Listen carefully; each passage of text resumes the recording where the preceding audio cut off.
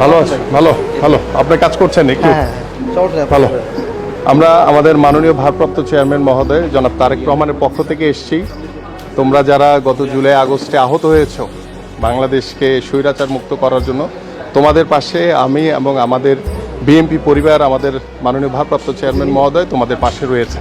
তো ঈদের আগেও আমরা এসেছিলাম, ঈদের দিনও, পবিত্র দিনও তোমাদের পাশে আমরা আছি এবং আমাদের বিএনপি পরিবার সবসময় থাকবো ইনশাল্লাহ। ঠিক আছে, আমরা জানি ঠিক আছে কে থাকবো ইনশাল্লাহ, কে থাকবো না ঠিক আছে আমরা জানি, আমরা ইনশাল্লাহ ঠিক আছে নেতার অপেক্ষায় বাংলাদেশ ইনশাল্লাহ ইনশাল্লাহ। নেতা খুব তাড়াতাড়ি চলে আসবে।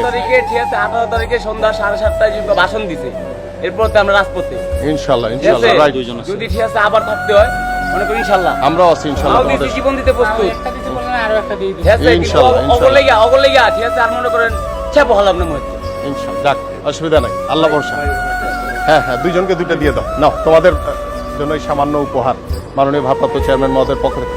আমরা আছি তোমাদের সাথে ইনশাআল্লাহ। আপনারা থাকবেন আমরা জানি ইনশাআল্লাহ। নবীর লগে পেলেন রাজনীতি করছি। আরে বাবা, ঠিক আছে আদর্শ মনে করেন বুকটা ভরা ইনশাআল্লাহ। ঠিক আছে মনে করেন ঠিক আছে জিয়া মানে প্রেসিডেন্ট জিয়া ঠিক আছে মনে করেন সবকিছু আছে মাশাআল্লাহ মাশাআল্লাহ, এক্সেলেন্ট সবকিছু আছে ভিতরে, এক্সেলেন্ট ঠিক এক্সেলেন্ট। আছে কিন্তু মনে করেন অগো মনে করেন কি কম পুরা একটা রমজান মাস গেছে স্যার। ঠিক আছে কিচ্ছু হবে না, একটা দিন আছে না করতে ঠিক আছে। আমাদের রক্তের উপরে তো ওরা ঠিক আছে, ওরা এত উপদেষ্টা, এত সমন্বয়ক, এত বিএমডব্লিউ গাড়ি ঠিক আছে, এত এত ঠিক আছে প্রাডো গাড়ি, এত দামি দামি এত কিছু ঠিক আছে, আমরা না খাইতেই খুশ করি না। যাক, আমরা আছি আমরা আছি, আমরা তোমাদের পাশে আছি, সব সময় থাকবো আমরা ইনশাআল্লাহ। ধন্যবাদ। কি নাম তোমার? আমার নাম নাদিম। নাদিম, ধন্যবাদ। তোমার নাম? মনির খান। ঠিক আছে, থ্যাংক ইউ, ভালো থাকবা। Thank you thank you. Ma'am, আপনি কাজ করেন। হ্যাঁ আসেন। প্রথমত হচ্ছে আমরা আমাদের মাননীয় ভারপ্রাপ্ত চেয়ারম্যান জনাব তারেক রহমানের পক্ষ থেকে আমরা গত 17 বছরে যারা গুম হয়েছে, যাদেরকে হত্যা করা হয়েছে, যারা পঙ্গুত্ব বরণ করে অসহায় জীবনযাপন করছেন, পাশাপাশি গত জুলাই আগস্টে যাদেরকে হত্যা করা হয়েছে, যারা শহীদ হয়েছেন, সেই শহীদ পরিবার এবং সেই শহীদদের প্রতি শ্রদ্ধাঞ্জলি জানিয়ে এবং সেই শহীদ পরিবারের পাশে আমরা সবসময় আমাদের মাননীয় ভারপ্রাপ্ত চেয়ারম্যান মহোদয়ের পক্ষ থেকে আমরা সেখানে উপস্থিত হয়েছি। এবং আমরা সবসময়, আপনারা দেখেছেন যে ঈদের আগেও হসপিটালে এসে আমাদের যারা আহত হয়েছেন এই গত জুলাই আগস্টের আন্দোলনে, আমরা সেই আহতদের কাছে আমরা ভারপ্রাপ্ত চেয়ারম্যান মহোদয়ের পক্ষ থেকে আমরা সামান্য ঈদ উপহার দিয়ে গিয়েছি। এবং এখানে আমাদের সার্বিকভাবে সহযোগিতা করেছেন আমাদের ইঞ্জিনিয়ার অ্যাসোসিয়েশন অ্যাবের সকল নেতৃবৃন্দ, আমাদের মহানগরের নেতৃবৃন্দ আছেন।